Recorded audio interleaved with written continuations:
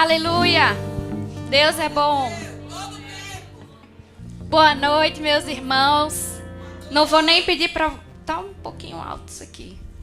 Não vou nem pedir para você sentar ainda. Em Filipenses, capítulo 4, versículo 4, o apóstolo Paulo, ele fala: alegrai-vos sempre no Senhor, e novamente vos afirmo, alegrai-vos. Eu não sei se vocês sabem, mas quando o apóstolo Paulo ele escreveu isso, ele estava preso em Roma, numa prisão em que era como se fosse de andares. As celas ficavam uma em cima das outras, mas não era chão, não era, o piso não era fechado, era como se fosse grades. E eu não sei se você já parou para imaginar, mas eles não tinham casa de banho na prisão, eles tinham nada, né? Era só a cela. E os que estavam em cima faziam suas necessidades e iam caindo no de baixo. Ou seja, quem estava mais embaixo sofria mais, né? Caía na cabeça. E ele estava lá embaixo, ele estava no de baixo. E ele fala: alegrai-vos no Senhor. Mais uma vez eu digo, alegrai-vos. Será que a sua vida está tão ruim, que está pior do que receber na cabeça ali como ele, que você não pode se alegrar? O Senhor trouxe esse versículo ao meu coração e também mais um. Eu queria que Lucas viesse aqui, por favor. Cadê? Vem aqui, meu filho. Em 1 Coríntios, capítulo 1, versículo 26, ele diz: irmãos, pensem no que vocês eram quando foram chamados. Poucos eram sábios, segundo os padrões humanos. Poucos eram poderosos. Poucos eram nobres de nascimento. Mas Deus escolheu o que para o mundo é loucura, para envergonhar os sábios. E escolheu o que para o mundo é fraqueza, para envergonhar o que é forte. Ele escolheu o que para o mundo é insignificante, desprezado, e o que nada é, para reduzir a nada o que é, a fim de que ninguém se vanglorie diante dele. Sabe, o Senhor trouxe esse versículo ao meu coração e me lembrou de você. Sabe que quando Paulo ele fala, alegrai-vos no Senhor, quando ele estava ali na pior das condições que um ser humano pode passar, eu lembrei todas as vezes que você levanta o povo dessa igreja a adorar o Senhor.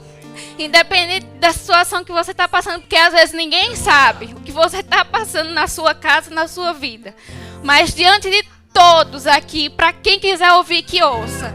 O Senhor quer dizer que por causa da sua fidelidade e da decisão que você tomou de servir ao Senhor com todo o seu coração, com toda a sua vida, Ele vai honrar você e a sua família diante de pessoas que podem dizer muitas vezes: ele não tinha nada, ele não era ninguém, e eu tinha até alguma coisa. Mas o Senhor levanta aqueles que para os homens são insignificantes e que para Ele tem um coração reto diante dele. Você colocou a sua vida e a sua família diante do Senhor e não teve a sua vida como preciosa. E Ele vai honrar você em lugares altos, diante dos homens, diante dele. Ele vai honrar a sua vida e a sua família. Receba isso, permaneça firme. Permaneça firme. A carreira que o Senhor tem para a sua vida é de honra, é de glória, é de poder. Para a sua família, você vai pegar em riquezas. Você vai pegar em riquezas. Você vai pegar em riquezas. Porque o Senhor é fiel com aqueles que o amam e que têm um coração reto diante dele. Aleluia, receba. Aleluia.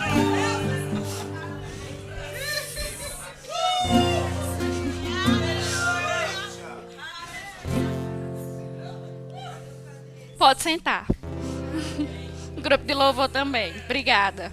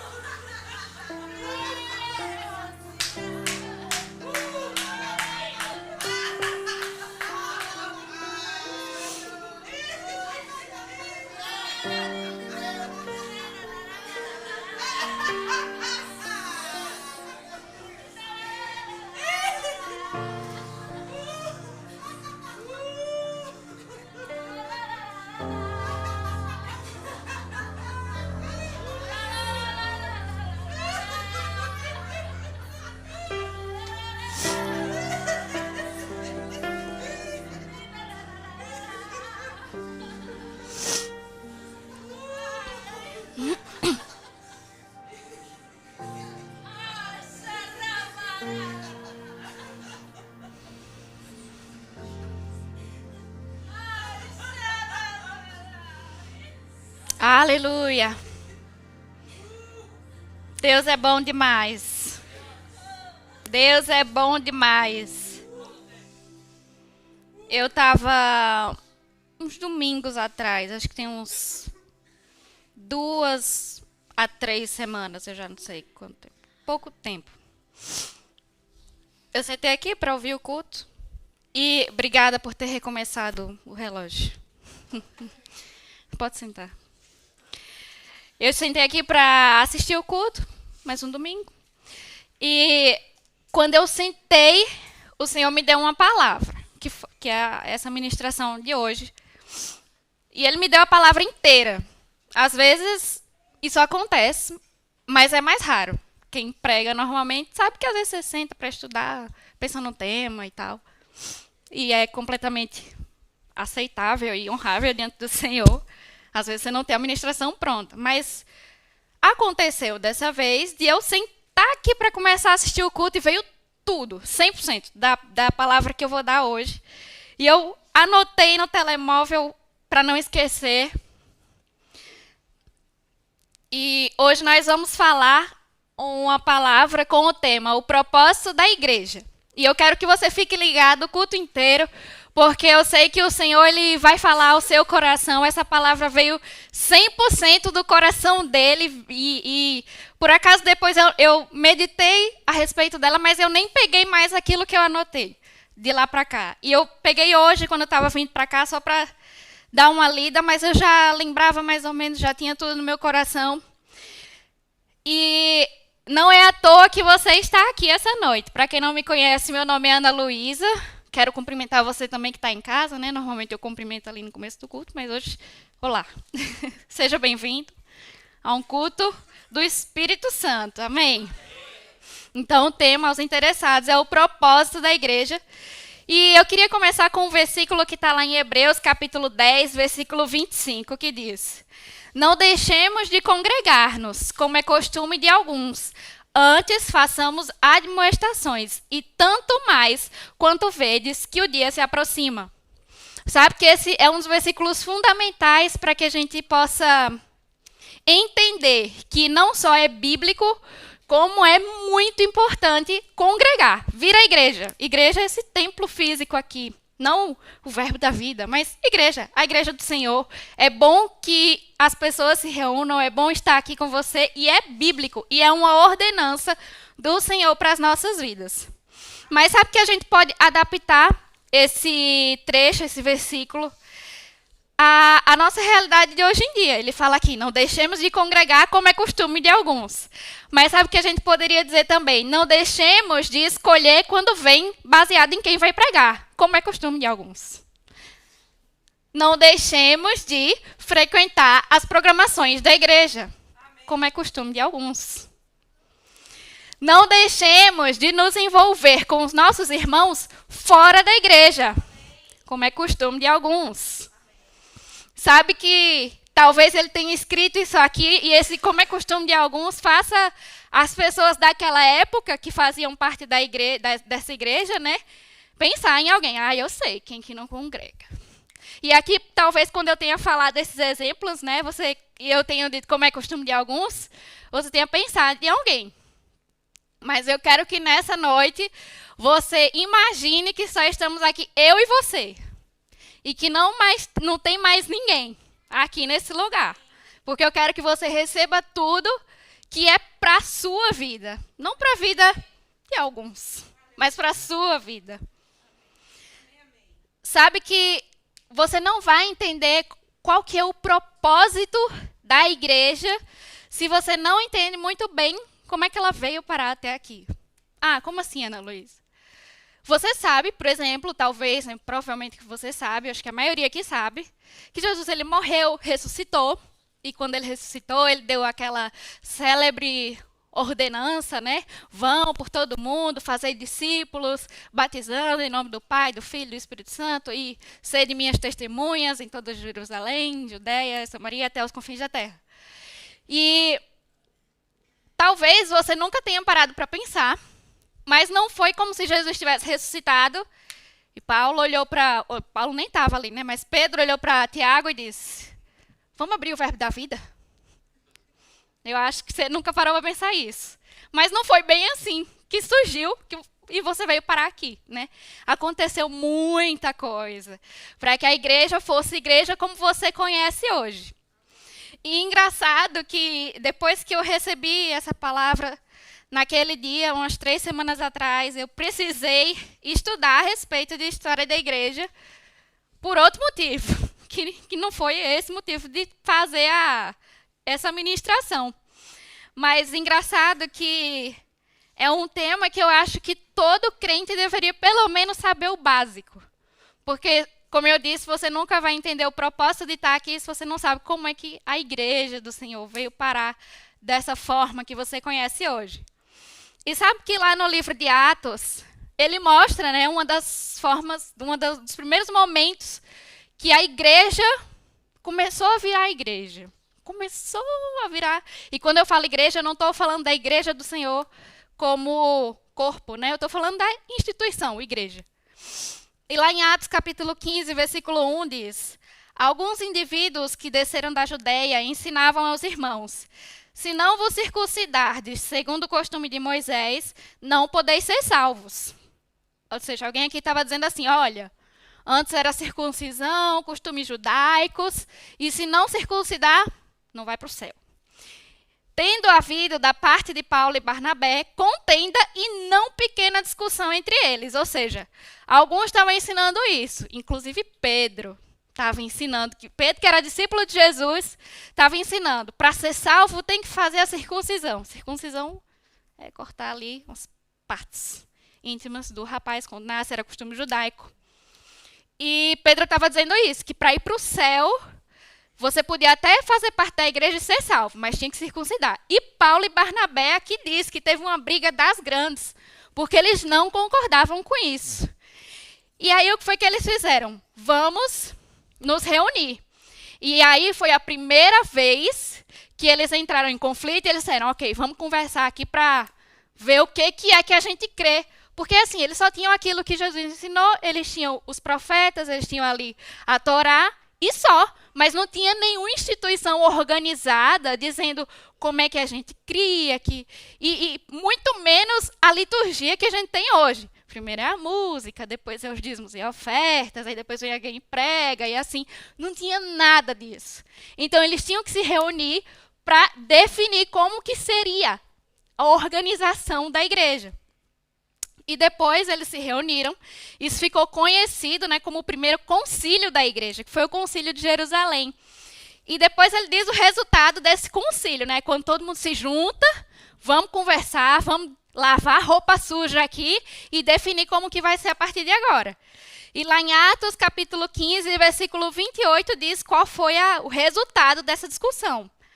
Que foi, pois pareceu bem ao Espírito Santo e a nós não vos impor maior encargo além dessas coisas essenciais, que vos abstenhas das coisas sacrificadas a ídolos, bem como do sangue, da carne de animais sufocados e das relações sexuais ilícitas. Dessas coisas farei bem se vos guardardes. Saúde. Ou seja, não precisa circuncidar, ficou aqui resolvida essa questão, é só manter a vida em santidade e seguir ao Senhor. E aí, tá tudo certo.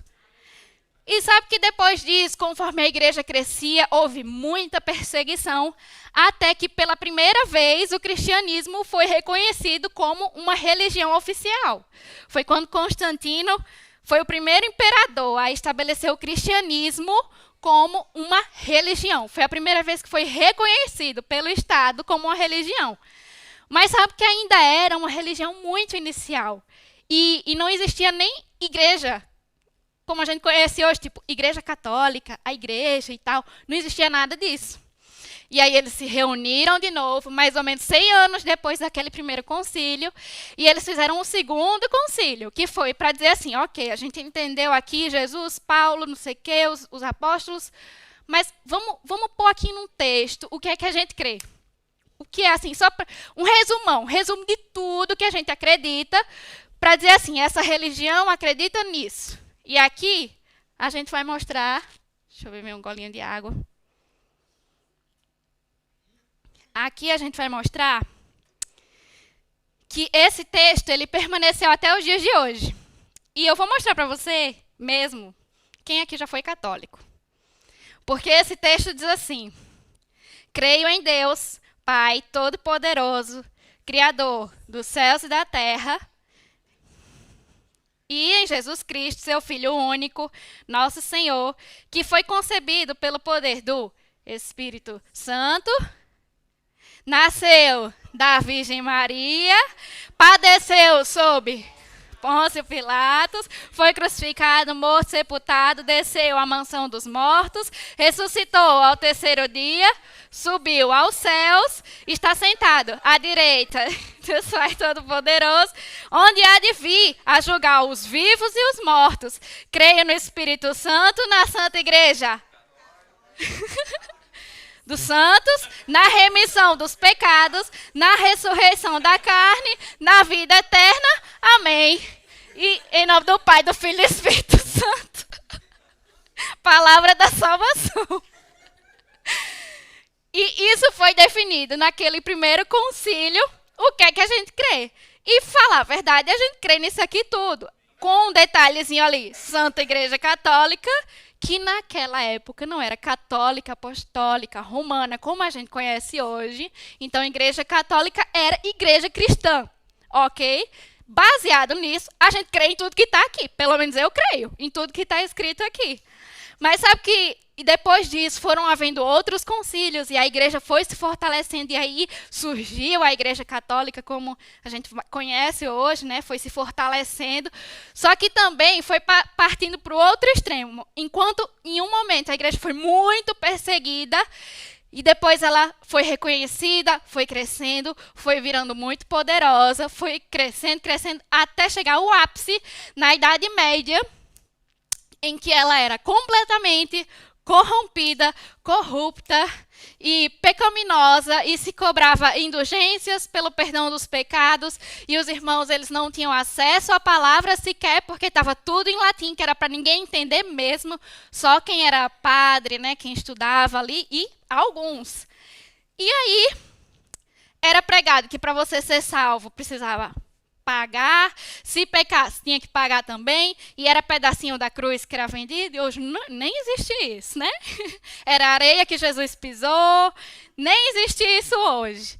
E sabe que as pessoas comuns, elas não sabiam ler a palavra, então elas não tinham acesso nenhum, o que era dito era a verdade, e podia-se criar novas verdades para enganar o povo. Mas sabe que, graças a Deus, um dia surgiu um homem que ele sabia ler em latim, por isso que ele teve acesso à palavra. E esse homem ele se chamava Martinho Lutero. E ele leu em Hebreus 10, 38, que o justo viverá pela fé. E ele, sabe quando cai a ficha? Você leu aquele versículo a vida toda, mas eu acho que naquele momento ele leu aquilo e foi o clique. O justo viverá pela fé. A salvação não é pelas obras, não é pelo que eu pago. A salvação é pela fé. E aí ele foi, como se diz na minha terra, cabra macho, para se levantar contra uma instituição muito poderosa e dizer: olha aqui o que a Bíblia diz. E ele traduziu a Bíblia, como a gente conhece hoje, para o alemão, que era a língua dele, e, consequentemente, depois houveram outras traduções. Mas, a partir daquele momento, iniciou-se, graças a Deus, a Reforma Protestante. E a Reforma Protestante deu não só acesso à palavra, como trouxe a Igreja de Cristo, a ser influente na sociedade. Porque foi através da Reforma Protestante, por exemplo, que uma mulher chamada Catarina von Bora, e talvez você nunca tenha ouvido a respeito do nome dela, e eu vou fazer aqui um parênteses, é que eu lembrei que na aula da escola ministerial sobre a mulher no ministério, a professora Juliana, ela estava falando para esposas de pastores, né? E ela disse uma frase que me marcou muito, que é: você vai trabalhar muito e o seu marido vai ficar muito famoso. Catarina von Bora, ela foi uma mulher alemã que fugiu do convento, ela era freira, E ela foi tão importante na Reforma Protestante, porque foi através do trabalho dela que mulheres puderam ter acesso à universidade, porque até então não existia. Foi através do trabalho dela que o Estado começou a fornecer educação pública, porque até então não existia. Mas sabe quem era Catarina Vambora? Esposa de Lutero. Mas quem fica famoso? O marido. E a Reforma Protestante, ela tinha 5 fundamentos, que era: somente a fé salva, somente as Escrituras bastam, somente Cristo é o mediador entre Deus e os homens, ou seja, eu não preciso pagar nada para ter acesso a Deus. Somente pela graça vivemos uma vida santa, e somente a Deus devemos dar glória. Glória a Deus por esses homens e mulheres que deram as suas vidas pelo Evangelho, para que eu e você hoje possamos desfrutar não somente de uma igreja de qualidade, com acesso à palavra, mas de uma vida com muita, muita qualidade. Sabe que muitas das coisas que nós desfrutamos hoje são fruto dessa época. E eu tive a oportunidade de estar com meu marido numa cidade chamada Genebra, na Suíça. Fui no meu aniversário lá. E lá em Genebra foi a cidade que viveu um homem chamado João Calvino.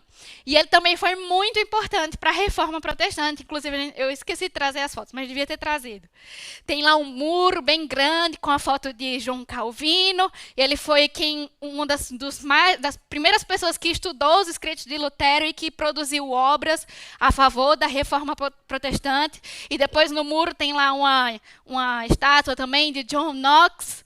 Eu não sei se você já ouviu falar desse nome, mas ele é o pai da igreja presbiteriana e outros reformadores lá. E eu queria muito poder te dizer que eu fui na Suíça e eu vi a igreja mais avivada e afogueada que eu já vi em toda a minha vida. Mas sabe o que eu vi na igreja que Calvino pregava, na igreja que ele tomou como sua, que ele era o pastor daquela igreja? Era um museu. Você chega lá na igreja, coisa mais linda, e tá lá a cadeira que Calvino sentava com uma proteçãozinha, né, para ninguém topar e para conservar. E sabe que eu só vi um monte de museus, uma cidade linda, maravilhosa, riquíssima, riquíssima, mas fogo zero. Agora, você já está entendendo como a história vai caminhando? A igreja sobe ali na época dos apóstolos, pega fogo, e depois Constantino levanta o cristianismo como religião oficial, e depois a igreja vai se corrompendo, se esfriando. Aí depois a Reforma Protestante vem, traz para cima e transforma a Alemanha, a Suíça, a Holanda nos países que trouxeram a revelação do evangelho para o mundo. Sabe que eu tive na Holanda também uma vez, e aquele país onde o cristianismo e o protestantismo venceram guerras, é hoje um lugar de culto às drogas, de culto ao ser humano. E sabe que está fazendo assim de novo, né? A história. Com você acompanhou, né? Mas em que momento, então, que a gente está, né? A gente viu a história toda. Em que momento é que a nossa igreja, que eu e você nos encontramos na história da igreja? E eu quero que você repita comigo. Eu sou a última geração da igreja. E sabe que é a última geração da igreja que vai trazer a Europa de volta para o Espírito Santo. Sabe quem é que vai levar de volta o fogo do Espírito para o lado de lá da Europa? Somos eu e você. A última geração da igreja. Sabe que sobre essa igreja aqui, agora eu não estou falando da igreja de Jesus Cristo, mas eu estou falando do Verbo Porto. Existe uma palavra que, da mesma forma que um dia a palavra de Deus saiu de Portugal para alcançar a América, ela voltou agora para Portugal para alcançar o resto da Europa. Sabe que aqueles lugares que eu visitei, que são museus, que são lugares completamente perdidos, que as igrejas só servem para visitação do público, vão ser alcançados por mim e por você. Quando eu e você entendermos o propósito de estar aqui. E é sobre isso que eu vou falar em 10 minutos. Sabe que você pode dizer, não, eu sou a igreja. É isso que Jesus fala, eu sou o templo do Espírito Santo. E eu, sozinho, posso congregar lá em casa, no YouTube, né? Ponho um vídeo do Verbo Porto, ponho um vídeo do outro Verbo da Vida que está lá do outro lado do mundo. E sou muito abençoado, sou alimentado. É de fato. Mas igreja só é igreja junto com outra igreja. Tá entendendo o que eu estou falando? E para você não dizer que... Ai, mas não existiu o Verbo da Vida, os departamentos e tudo. Existiam os departamentos na Bíblia e eu vou te mostrar. Lá em Atos capítulo 28, versículo 7, diz assim: perto daquele lugar havia um sítio pertencente a um homem principal da ilha, chamado Públio, o qual nos recebeu e hospedou benignamente por 3 dias. Aconteceu achar-se enfermo o pai de Públio.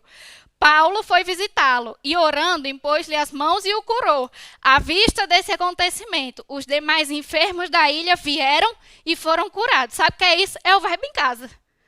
Um homem abriu a porta de casa, chamou o ministro do Senhor. Ele curou, veio mais gente para dentro daquilo ali. Provavelmente um dia talvez virou uma igreja. Isso é o verbo em casa, está lá, o departamento na Bíblia. Em Atos capítulo 6 diz: ora, naqueles dias, multiplicando-se o número dos discípulos, houve murmuração dos helenistas contra os hebreus, porque as viúvas deles estavam sendo esquecidas na distribuição diária. Então os 12 convocaram a comunidade dos discípulos e disseram: não é razoável que nós abandonemos a palavra de Deus para servir às mesas. Mas, irmãos, escolhei entre vós 7 homens de boa reputação, cheios de espírito e de sabedoria, aos quais encarregaremos desse serviço. O que é isso? É o diaconato, na Bíblia, está lá. Em Lucas capítulo 1, versículo 2 diz: conforme nos transmitiram o que desde o princípio foram testemunhas oculares e ministros da palavra. Igualmente a mim me pareceu bem, depois de acurada investigação de tudo desde a sua origem, dar-te por escrito uma exposição em ordem para que tenhas plena certeza das verdades em que foste instruído. É a comunicação. Ele está escrevendo uma carta sobre o que aconteceu na igreja para o povo de fora ficar sabendo. Naquela época não tinha Instagram, mas o povo sabia escrever, não é verdade? Meu irmão, está tudo aqui na Bíblia. Igreja é um plano de Deus. Sabe que você viu que quando a igreja ela se desune, ela só tende a desaparecer durante a história inteira. E o fato de eu dizer que eu sou a igreja só funciona quando eu estou junto com você. Não necessariamente fisicamente, porque a gente tem nossa vida, né? Fora desse lugar aqui, dessas 4 paredes. Mas sabe que igreja é um corpo. A gente fala que é o corpo de Cristo. E braço, mão sem braço, não anda por aí sozinha. Pé sem a perna, também não anda por aí sozinho. Então, eu só sou igreja quando eu estou com você.